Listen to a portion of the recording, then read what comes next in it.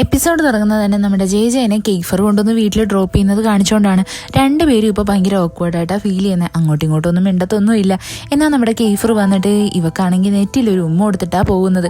ഇത് കാണുന്നത് നമ്മുടെ ചേച്ചി ഭയങ്കരമായിട്ട് ബ്ലഷ് ചെയ്യും. പെട്ടെന്ന് തന്നെ അവളുടെ കസിനാണെങ്കിൽ പുറത്തോട്ട് വന്നിട്ട് ചോദിക്കും, നീ എന്താ ഇത്ര ലേറ്റ് ആയതെന്ന് പറഞ്ഞ് അവളെടുത്ത് ദേഷിക്കാൻ തുടങ്ങും. എന്നാൽ നമ്മളുടെ ചേച്ചി ഒന്നും പറയാണ്ട് അകത്തോട്ട് കയറിപ്പോവും. അവക്കാണെങ്കിൽ രാത്രി ഉറക്കം വരത്തേയില്ല. ആ സമയത്ത് തന്നെ നമ്മുടെ കേഫർ അവൾക്ക് മെസ്സേജ് അയക്കും. മെസ്സേജ് കാണുന്നേ നമ്മളുടെ ചേച്ചിക്ക് ലോകം കീഴടക്കിയ സന്തോഷം ഉണ്ടായിരുന്നു. എന്നാൽ അതേ സമയത്ത് തന്നെ നമ്മുടെ യൂറി മെസ്സേജ് അയക്കും. ഇവള് ഭയങ്കര കൺഫ്യൂസ്ഡാ. ഇവക്കാണെങ്കിൽ ഇപ്പോൾ ഫുൾ ടൈം നമ്മുടെ കേഫറിനെ പറ്റി ചിന്തയുള്ളൂ. അതുകൊണ്ട് തന്നെ അവൾ കേഫറിനെ നല്ലതുപോലെ റിപ്ലൈ കൊടുക്കാൻ ആഗ്രഹിക്കും. യൂറിക്ക് മെസ്സേജ് അയച്ചിട്ട് അവനെങ്ങാണ് ഇനി വല്ലതും തെറ്റിദ്ധരിച്ചാലോ എന്നൊരു ചിന്തയും അവളുടെ ഉള്ളിലായിട്ടുണ്ട്. അതേസമയം തന്നെ ഒരു മിസ്റ്റീരിയസ് നമ്പറിൽ നിന്ന് ഇവക്കൊരു മെസ്സേജ് വരും. ആ നമ്പറിനകത്തുള്ള ആൾ പറയുന്നത് തന്നെ, നിന്റെ ഫാമിലിനെ പറ്റി നിനക്ക് കൂടുതൽ അറിയണമെങ്കിൽ എന്നെ കോണ്ടാക്ട് ചെയ്താൽ മതിയെന്ന. ഇത് കേൾക്കുന്നതിന് ചേച്ചി ഭയങ്കര കൺഫ്യൂസ്ഡ് ആയിട്ട് ഫീൽ ചെയ്യും. പിന്നീട് കാണിക്കുന്ന അടുത്ത ദിവസം സ്കൂളിലായിട്ട് വരുന്നതാണ്. അവിടെ നോട്ടീസ് ബോർഡിലായിട്ട് ഇവരുടെ റിസൾട്ട് ഇട്ടിട്ടുണ്ടായിരുന്നു. ചേച്ചി അങ്ങനെ വന്ന് നോക്കുമ്പോൾ അവൾ പാസ്സായിട്ടുണ്ട്. പെട്ടെന്നാണ് അവൾക്ക് CNന്റെ കാര്യം ഓർമ്മ വരുന്നത്. അവളങ്ങനെ അവൻ്റെ റിസൾട്ട് നോക്കുമ്പോൾ അവൻ ഫുൾ മാർക്കാണ് വാങ്ങിച്ചിരിക്കുന്നത്. പെട്ടെന്ന് തന്നെ ചേച്ചി ഭയങ്കര ഷോക്കാവും, ഇവൻ എങ്ങനെയാണ് ഇത് ചെയ്തത് എന്ന് ആലോചിച്ചിട്ട്. അങ്ങനെ അവളാണെങ്കിൽ അവിടുന്ന് രക്ഷപ്പെടാൻ നോക്കുന്നതും CN ഇവളുടെ മുമ്പിലായിട്ട് വന്ന് ചാടും. എന്നിട്ട് പറയും, നീ എൻ്റെ അടുത്ത് പറഞ്ഞ ബെറ്റ് എനിക്ക് ഇപ്പോഴും ഓർമ്മയുണ്ട് എന്ന്. അവൾ ചോദിക്കും, നീ എങ്ങനെയാണ് ഇത്രയും മാർക്ക് സ്കോർ ചെയ്തത് എന്ന്. അപ്പോൾ അവൻ പറയും, ഞാനൊരു കാര്യത്തിന് വേണ്ടിയിട്ട് ആത്മാർത്ഥമായിട്ട് പരിശ്രമിച്ചു കഴിഞ്ഞാൽ എന്നെ കൊണ്ട് അത് സാധിക്കുമെന്ന് എനിക്ക് നന്നായിട്ട് അറിയാമെന്ന്. ഇതും പറഞ്ഞിട്ട് അവൻ അവിടെ നിന്ന് പോകും. പെട്ടെന്ന് തന്നെ യൂറി വന്നിട്ട് ഇവളുടെ അടുത്ത് ചോദിക്കും, നീ എന്താ ഇന്നലെ എനിക്ക് മെസ്സേജിന് റിപ്ലൈ തരാഞ്ഞേന്ന്. ചേച്ചി അവിടെ കള്ളം പറയും, ഞാൻ കുറച്ച് ബിസി ആയിരുന്നു എന്ന് പറഞ്ഞാൽ അവൾ അവിടെ നിന്ന് കയറി നേരെ അവളുടെ ക്ലാസ്സിലോട്ട് ഓടി വരും. വരുന്നതും കേഫറിനെ കാണും. പെട്ടെന്ന് തന്നെ അവളുടെ നെഞ്ച് നല്ലതുപോലെ ഇടിക്കാൻ തുടങ്ങും. അവൾക്ക് തന്നെ അറിയത്തില്ല ഇപ്പം എന്ത് ചെയ്യണോ എന്ന്.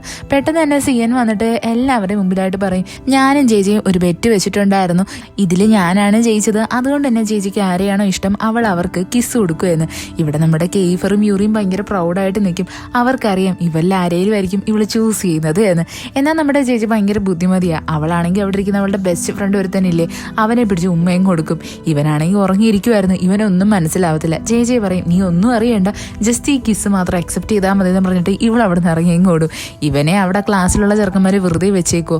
എല്ലാവർക്കും നമ്മളുടെ ചേച്ചി എടുത്ത് ഇപ്പോൾ ക്രഷാണ്. ഇവരെല്ലാവരോടും ചേർന്ന് ഇവനെ എടുത്തിട്ട് അടിക്കാൻ തുടങ്ങും. പിന്നീട് കാണിക്കുന്നത് നമ്മുടെ ചേച്ചിക്കാണെങ്കിൽ ആ മിസ്റ്റീരിയസ് ഗൈഡ് അടുത്ത് നിന്ന് വീണ്ടും ഒരു മെസ്സേജ് വരുന്നതാണ്. അവൻ പറയും, നമുക്കിന്ന് മുകളിൽ വെച്ചിട്ട് മീറ്റ് ചെയ്യാമെന്ന്. ഇത് കേൾക്കുന്നതിന് ചേച്ചി നേരെ മുകളിലായിട്ട് വരും. പെട്ടെന്ന് തന്നെ അവൻ്റെ കോൾ വരും. അവൻ പറയും, എനിക്കിന്ന് നിന്നെ മീറ്റ് ചെയ്യാൻ പറ്റത്തില്ല, നിന്റെ ഫ്രണ്ട്സ് എല്ലാവരും നിന്റെ ചുറ്റിനും ഉണ്ട് എന്ന്. ചേച്ചിക്കൊന്നും മനസ്സിലാവത്തില്ല. നോക്കുമ്പോൾ എന്തുവാ അവിടെ നമ്മളുടെ കേഫറും അവൻ്റെ ഫ്രണ്ട്സും എല്ലാവരും കൂടി ഇവളെ ഇങ്ങനെ ഒളിഞ്ഞു നോക്കിക്കൊണ്ട് നിൽക്കുമായിരുന്നു. ഇവിടെയായിട്ട് ആ മാസ്ക് ഇട്ട ചെറുക്കൻ പറയും, എന്നെ നിനക്കറിയാം, ഞാൻ ആ ഫീലിക്സിൻ്റെ ബ്രദറാണ് എന്ന്. ഇത് കേൾക്കുന്നതിന് ചേച്ചി ഭയങ്കരമായിട്ട് ഷോക്കാവും. അവൾ ചോദിക്കും, നീ അത് മരിച്ചുപോയെന്നല്ലേ എല്ലാവരും പറയുന്നത്. എന്നാൽ അവൻ പറയും, അതൊന്നും അല്ല സത്യം. യഥാർത്ഥത്തിൽ നിന്റെ ബ്രദർ നിന്റെ ചുറ്റിനും തന്നെയുണ്ട്. പക്ഷെ നിന്റെ ഫാമിലി നിന്റെ അടുത്തുനിന്ന് അതെല്ലാം മറച്ചു പിടിക്കുക എന്ന്. ജെജിക്ക് ഒന്നും മനസ്സിലാവത്തില്ല. പെട്ടെന്ന് തന്നെ അവിടെയായിട്ട് കേഫറും അവൻ്റെ ഫ്രണ്ട്സൊക്കെ വരും. അവർ ചോദിക്കും, നീ എന്തിനാ ഇവിടെ വന്ന് ഒറ്റയ്ക്ക് നിൽക്കുന്നേ എന്ന്. പെട്ടെന്ന് തന്നെ ജെജി ഭയങ്കര ഇമോഷണലായിട്ട് പറയും, എൻ്റെ പേഴ്സണൽ ലൈഫിൽ നിങ്ങൾ എന്തിനാ എപ്പോഴും ഇങ്ങനെ തലയിടുന്നത്? എനിക്കും വേണ്ട ഒരു പ്രൈവസി, എനിക്കും കുറേ കാര്യങ്ങളൊക്കെ ചെയ്യാനായിട്ടുണ്ട്. എന്നെ ഇപ്പോൾ വിളിച്ചത് ആ ഫീലിക്സിൻ്റെ ബ്രദറാണ്. ഇത് കേൾക്കുന്ന എല്ലാവരും ഷോക്കാവും. അപ്പം ചേച്ചി പറയും, അവൻ യഥാർത്ഥത്തിൽ ജീവനോടെ ഉണ്ട് എന്ന്. അങ്ങനെ നമ്മുടെ കേഫറും ഫ്രണ്ട്സും കൂടി ചേർന്നിട്ട് ഇവളെ ഒരു വീട്ടിലായിട്ട് കൊണ്ടുവരും. എന്നിട്ട് ഇവരുടെ ഫോട്ടോസൊക്കെ കാണിച്ചു കൊടുക്കും. അപ്പം ചേച്ചി പറയും, അതെ, ഇവൻ തന്നെയാണ് എന്നെ ഒരിക്കൽ മീറ്റ് ചെയ്യാൻ വന്നത് എന്ന്. അങ്ങനെ നമ്മുടെ യൂറി അവിടെ സത്യം പറയാൻ തുടങ്ങും. യഥാർത്ഥത്തിൽ നമ്മളുടെ ചേച്ചിയുടെ കസിനും ഇവന്മാരെല്ലാം ബെസ്റ്റ് ഫ്രണ്ട്സ് ആയിരുന്നല്ലോ. ഇവരൊരു ട്രിപ്പ് പോയതും ഇവർക്കൊരു ആക്സിഡന്റ് ആയി. ഇതിനകത്ത് നമ്മളുടെ യൂറിയും അതേപോലെ തന്നെ കേഫറും തെറിച്ചു പോയി വേറെ ഏതോ സ്ഥലത്ത് വീണു. അതേപോലെ തന്നെ ചേച്ചിയുടെ കസിനും അതേപോലെ തന്നെ ഈ ഫീലിക്സിന്റെ ബ്രദറും കൂടി കാറിനകത്ത് ഒരു പുഴയിലായിട്ടാണ് വീഴുന്നത്. ഇതിനകത്ത് നിന്റെ കസിൻ എങ്ങനെയെങ്കിലും രക്ഷപ്പെട്ടു വരും. എന്നാൽ ഈ ഫീലിക്സിന്റെ ബ്രദർ ആണെങ്കിൽ ആ കാറോട് കൂടി മുങ്ങിപ്പോവും. പോലീസിനൊന്നും അവന്റെ ബോഡി കണ്ടുപിടിക്കാൻ പറ്റത്തില്ല. അന്ന് തൊട്ടേ അവർ പറഞ്ഞിരുന്നത് അവൻ മരിച്ചുപോയി കാണുക എന്നാണ്. ഇതൊക്കെ കേൾക്കുന്നത് നമ്മുടെ ചേച്ചിക്ക് നല്ല സങ്കടമാവും. ഇവിടെയായിട്ട് യൂറി പറയും, എന്തായിരുന്നാലും നീ അവന്റെ കൂടെ ഒരുപാട് അടുക്കുകയൊന്നും വേണ്ട. അവനൊരു പക്ഷേ നിന്റെ കസിന് വേണ്ടിയിട്ട് പ്രതികാരം ചോദിക്കാൻ വേണ്ടിയിട്ടായിരിക്കും വന്നിരിക്കുന്നത്. പിന്നീട് കാണിക്കുന്നത് നമ്മുടെ ചേച്ചി വീട്ടിൽ വന്നിട്ട് ഇതിനെപ്പറ്റി ആലോചിക്കുന്നത്. അവൾ ഭയങ്കര കൺഫ്യൂസ്ഡ് ആയിരുന്നു. പെട്ടെന്ന് തന്നെ ഈ ചെറുക്കൻ്റെ കോൾ വരും. അപ്പോൾ അവൾ അവൻ്റെ അടുത്ത് ദേഷിച്ച് സംസാരിച്ചിട്ട് ചോദിക്കും, നീ എന്തിനാ എന്നെ മാനിപ്പുലേറ്റ് ചെയ്യാൻ നോക്കുന്നത്? നിനക്ക് എന്താ എൻ്റെ അടുത്ത് നിന്ന് വേണ്ടേ? അപ്പോൾ ഇവൻ പറയും, എനിക്കൊന്നും വേണ്ട, നീ സത്യങ്ങളൊക്കെ അറിയണമെന്ന് മാത്രമേ എനിക്ക് ആഗ്രഹമുള്ളൂ, അല്ലാണ്ട് ഞാൻ വേറെ ഒന്നും ആഗ്രഹിക്കുന്നില്ല എന്ന്. സത്യമെല്ലാം നിന്റെ മുമ്പിലായിട്ട് വരും. ഇത് കേൾക്കുന്നേ നമ്മുടെ ചേച്ചി കുറച്ചുകൂടി കൺഫ്യൂസ്ഡ് ആവും. അന്ന് അവൾക്ക് ഉറങ്ങാനേ പറ്റത്തില്ല. അടുത്ത ദിവസം അവൾ സ്കൂളിൽ വരുന്നതും ക്ലാസ്സിലിരുന്നങ്ങ് ഉറങ്ങിപ്പോവും. ഇത് കാണുന്നേ കേഫർ അവളുടെ ഫോട്ടോ ഒക്കെ എടുക്കാൻ നോക്കും. എന്നാൽ ഇത് കറക്റ്റായിട്ട് നമ്മുടെ ജെ കാണും. പെട്ടെന്ന് തന്നെ അവളാണെങ്കിൽ നമ്മുടെ കേഫറിന്റെ കയ്യിൽ നിന്ന് ഫോൺ തട്ടിപ്പറിക്കാൻ നോക്കും. ഇത് കാണാൻ ഭയങ്കര രസമാണ്. എങ്ങനെയെങ്കിലും നമ്മുടെ ജെ ആണെങ്കിൽ അവന്റെ കയ്യിൽ നിന്ന് ഫോണൊക്കെ തട്ടിപ്പറിച്ച് വാങ്ങിക്കും. ഇതൊക്കെ കാണുന്ന യൂറിക്ക് നല്ല ജലസ് അടിക്കും. ജെ അങ്ങനെ ഇവളുടെ ഫോട്ടോ അങ്ങോട്ട് ഡിലീറ്റ് ആക്കിയിട്ട് വേറെ ഫോട്ടോസ് നോക്കുന്നതും ഇവനും ഇവന്റെ എക്സ് ഗേൾ ഫ്രണ്ട് നിൽക്കുന്നതായിരുന്നു. ഇത് കാണുന്നതും ജേജിക്ക് നല്ല ജലസ് അടിക്കും. പെട്ടെന്ന് തന്നെ അവള് ജലസായിട്ട് അവിടെ നിന്ന് മാറി യൂറിയുടെ അടുത്ത് ചെന്നെങ്കിരിക്കും. എന്നാൽ കെയ്ഫർ അങ്ങനെ വിടാനൊന്നും ലക്ഷണം ഉണ്ടായിരുന്നില്ല. അവൻ ഇവളുടെ പുറകെ നടക്കും. ഇവിടെയായിട്ട് സാറ് വന്നിട്ട് ഓരോരോ കാര്യങ്ങളൊക്കെ പറയും. ഇവിടെയായിട്ട് നമ്മളുടെ കെയ്ഫറിന് നല്ല ഉറക്കം വരുന്നുണ്ടായിരുന്നു. അവസാനം നമ്മളുടെ ജേജി ആണെങ്കിൽ യൂറിയുടെയും കെയ്ഫറിന്റെയും നടുക്കായിട്ടാണ് ഇരിക്കുന്നത്. കെയ്ഫർ ആണെങ്കിൽ കിടന്ന് ഉറങ്ങുന്ന സമയത്ത് നമ്മുടെ ജേജി അവന്റെ മുഖത്തായിട്ട് മീശ വരച്ചു കൊടുക്കും. കെയ്ഫർ കണ്ണു തുറക്കുന്നത് ക്ലാസ് മൊത്തം ഇവനെ നോക്കി ചിരിക്കാൻ തുടങ്ങും. അവൻ ഫോണിനകത്ത് നോക്കുമ്പോൾ മനസ്സിലാവും ഇവന്റെ മുഖത്ത് ഇവൾ ഓരോന്ന് വരച്ചു വെച്ചിട്ടുണ്ട് എന്ന്. അങ്ങനെ കെയ്ഫർ ബലം പിടിച്ചിട്ട് നമ്മളുടെ ജേജിയുടെ മുഖത്ത് ഓരോന്നൊക്കെ വരച്ചു കൊടുക്കാൻ തുടങ്ങും.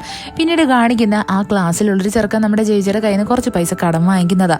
അവൻ പറയും ഞാൻ ഉടനെ തന്നെ തിരിച്ചു തരാമെന്ന്. പിന്നീട് കാണിക്കുന്ന ജേജി വീട്ടിൽ വരാൻ നേരത്ത് അവളുടെ കസിന്റെ ആ ഒരു ഗേൾ ഫ്രണ്ട് അവിടെ ഇരിക്കുന്നതാണ്. അവരാണെങ്കിൽ ഇവളെ ഫുഡ് കഴിക്കാൻ വേണ്ടിയിട്ട് വിളിക്കും. ജേജി പറയും എനിക്ക് താല്പര്യമില്ല എന്ന് പറഞ്ഞിട്ട് അവൾ ഒറ്റയ്ക്ക് വരുന്നു ഫുഡ് കഴിക്കും. അവിടെ ഇരിക്കാൻ നേരത്തല്ല അവള് നമ്മുടെ കസിന്റെ ആ ഗേൾ ഫ്രണ്ടിനെ നോക്കുന്നത്. അവൾ വിചാരിക്കും ഇവളുടെ കൂടെ എന്നെ ഒരിക്കലും താരതമ്യം ചെയ്യാൻ പറ്റത്തില്ല, ഇവൾ എന്ത് സുന്ദരിയാ, അതുകൊണ്ടായിരിക്കും കെയ്ഫർ ഇപ്പോഴും അവളെ ഓർത്തുകൊണ്ടിരിക്കുന്നത് എന്ന് അവൾക്ക് നല്ല ജലസ് അടിക്കുന്നുണ്ടായിരുന്നു. പിന്നീട് കാണിക്കുന്ന നമ്മളുടെ ചേച്ചിയാണെങ്കിൽ അടുത്ത ദിവസം സ്കൂളിൽ നിന്ന് തിരിച്ചു പോകാൻ നേരത്ത് വേറൊരു നമ്പറിൽ നിന്ന് കോൾ വരുന്നതാ. അവളുടെ അടുത്ത് നോക്കുമ്പോൾ എന്താ ഇന്നലെ പൈസ വാങ്ങിച്ച ചെറുക്കനില്ലേ, അവൻ അവളുടെ അടുത്ത് വീണ്ടും കുറച്ച് ക്യാഷ് ചോദിക്കും.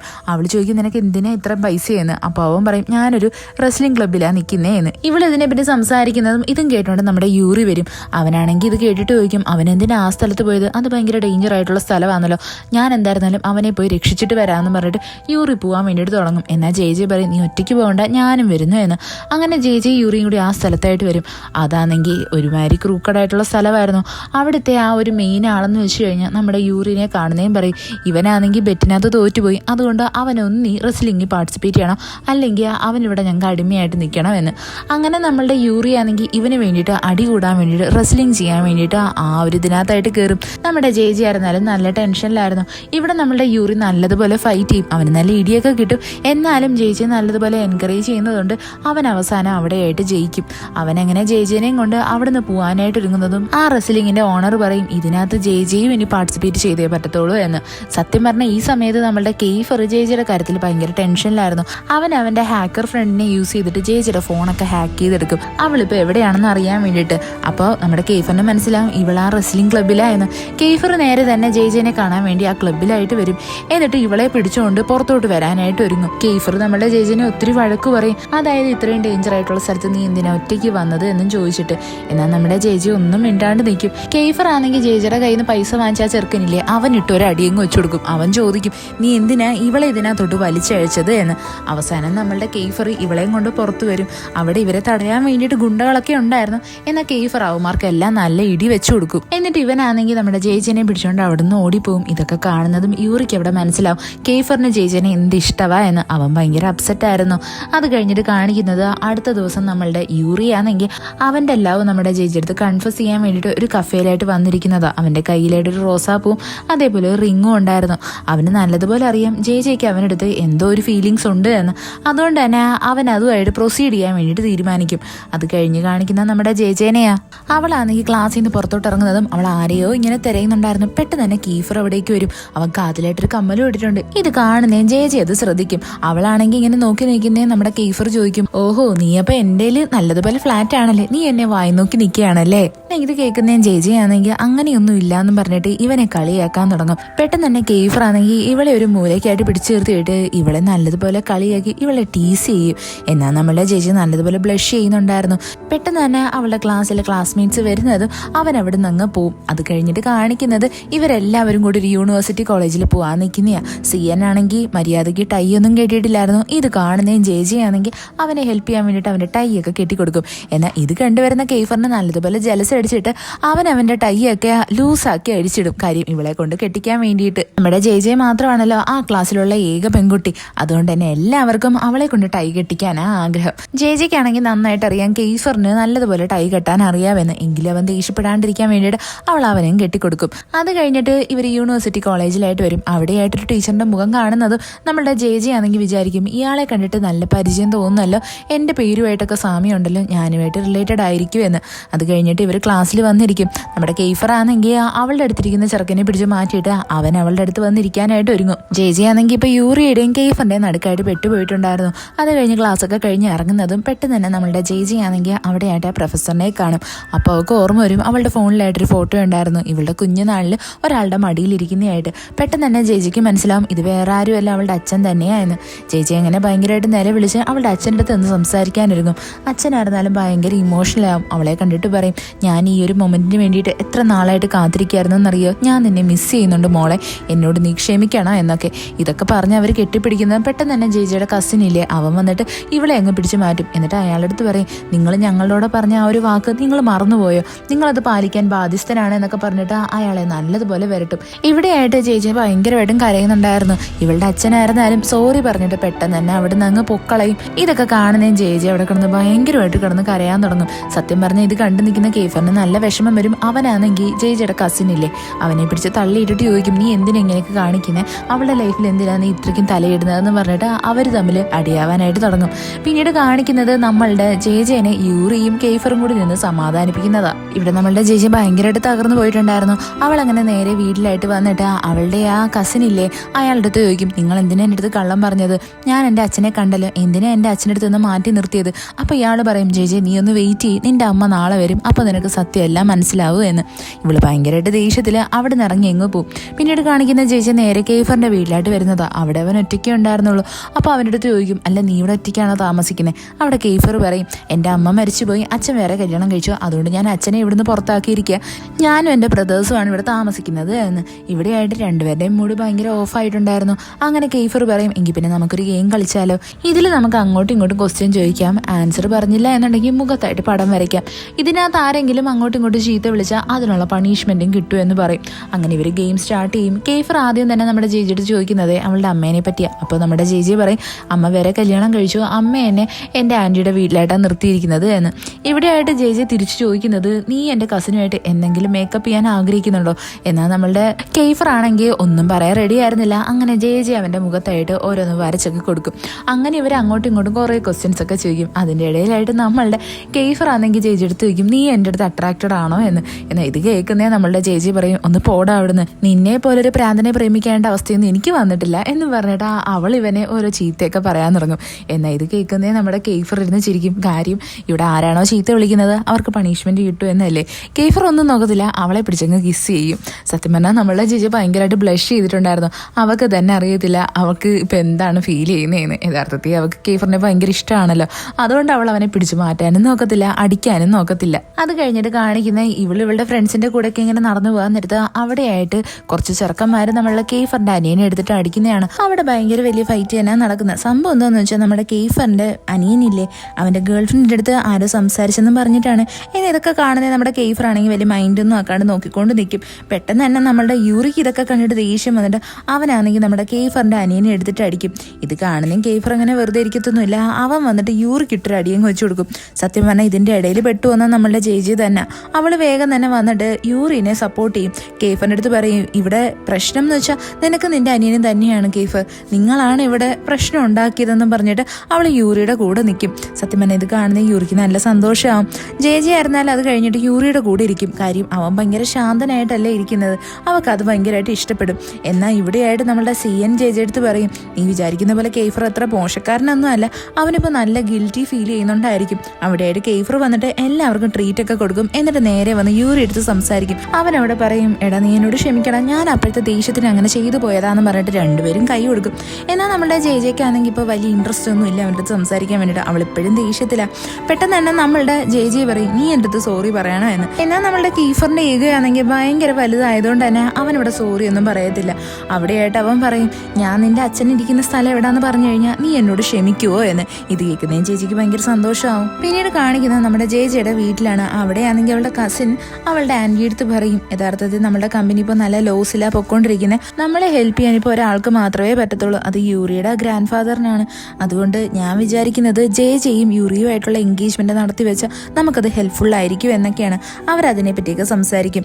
അടുത്ത ദിവസം കാണിക്കുന്നത് നമ്മുടെ യൂറി ജേജി എടുത്ത് വന്നിട്ട് പറയുന്ന, നീ എന്നെ സഹായിച്ചതിന് ഒരുപാട് നന്ദിയുണ്ട്, അതുകൊണ്ട് നീ എൻ്റെ കൂടെ ഒരു ഡിന്നർ കഴിക്കാൻ വരുമോ. ഇത് കേൾക്കുന്നതിന് ജേജി എവിടെ ഓക്കെ പറയും. പിന്നീട് കാണിക്കുന്ന യൂറിയും ജേജിയും കൂടി ഒരു കഫേയിലായിട്ട് ഇരിക്കുന്നതാ. എന്നാൽ നമ്മുടെ ജേജിയുടെ മൈൻഡ് വേറെ എവിടേക്കോ ആയിരുന്നു. യൂറി ആയിരുന്നാലും ഭയങ്കര നെർവസ് ആയിരുന്നു. ഇത് കാണുന്നതും ജേജി ആണെങ്കിൽ അവന്റെ മുഖത്തായിട്ട് കൈവച്ചിട്ട് പറയും, നീ എന്തിനാ ഇത്ര ടെൻഷൻ അടിക്കുന്നത്, നീ കൂളായിട്ടിരിക്കെ.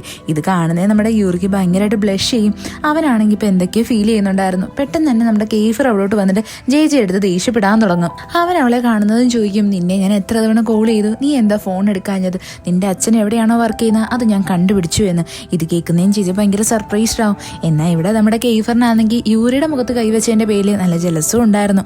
ജെ അങ്ങനെ അവന്റെ കൂടെ പോകാനായിട്ടിറങ്ങും. എന്നാൽ പെട്ടെന്ന് തന്നെ നമ്മളുടെ യൂറി അവളുടെ കയ്യിൽ കയറി പിടിക്കും. എന്നിട്ട് ചോദിക്കും, ഞാൻ നിന്റെ അടുത്ത് ഒരു ഇമ്പോർട്ടൻ്റ് ആയിട്ടുള്ള കാര്യം പറയാനിരിക്കുമായിരുന്നു.